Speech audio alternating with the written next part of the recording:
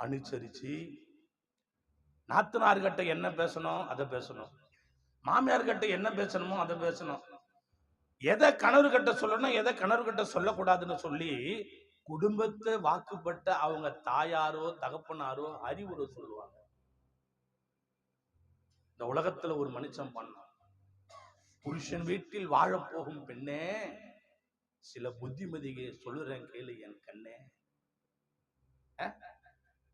அப்ப புத்திமதிகளை சொல்லும் போது கடவுளுடைய கிருபை அதை கேட்டு என் தாய் இப்படி சொன்னாங்க, இவங்க அனுபவசாலி, அதன்படி நம்ம நடக்கணும் அப்படின்னு அந்த மகன் நடந்து போனா அந்த குடும்பம் வாழையடி வாழி ஆசீர்வதிக்கும்.